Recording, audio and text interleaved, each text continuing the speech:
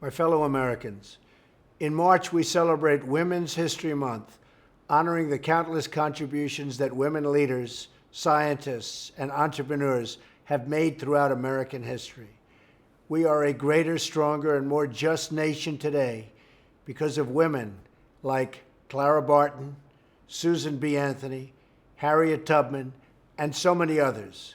We honor them, and we recommit ourselves to a better future for every woman in America today. On my 50th day in office, I want to talk about an issue of paramount importance to families across our nation: health care.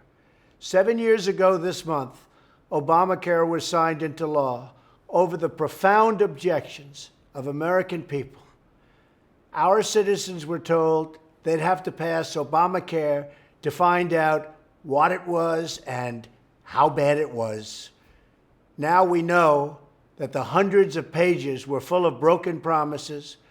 Americans were promised that Obamacare would bring premiums down $2,500 for a typical family. Instead, they've gone up by more than $4,000. Americans were promised that Obamacare would increase competition and provide them with more choices. Instead, the number of plans to choose from has plummeted, and I mean plummeted. This year, Americans in nearly 1/3 of all counties have only one insurer to choose from on the exchanges, or in effect, no real choice at all. Americans were promised that if they liked their health insurance and their doctors, they could keep them. Instead, millions of Americans lost the insurance and lost the doctor that they liked, and were thrust into a cold new reality of higher costs and less coverage. Through 7 long years of botched rollouts, soaring costs, canceled plans, and bureaucratic mandates, Americans have called out for relief. And relief is what we are determined to give them. I want every American to know that action on Obamacare is an urgent necessity.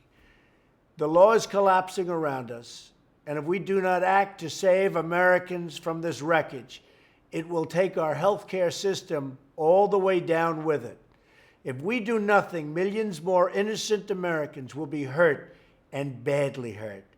That's why we must repeal and replace Obamacare.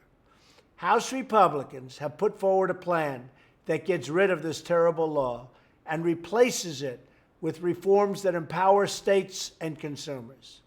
You will have the choice and the freedom to make the decisions that are right for your family. The House plan follows the guidelines I laid out in my recent address to Congress: expanding choice, lowering costs, and providing health care access for all. This plan is part of a 3-pronged reform process. In concert with the plan in front of Congress, I have directed Dr. Tom Price, our Secretary of Health and Human Services, to use his authority to reduce regulations that are driving up costs of care.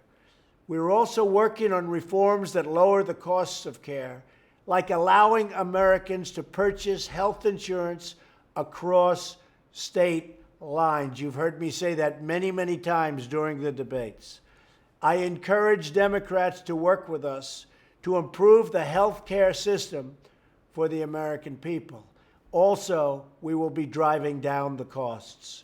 We will deliver relief to American workers, families, and small businesses who right now are being crushed by Obamacare by increasing freedom, choice, and opportunity for the American people.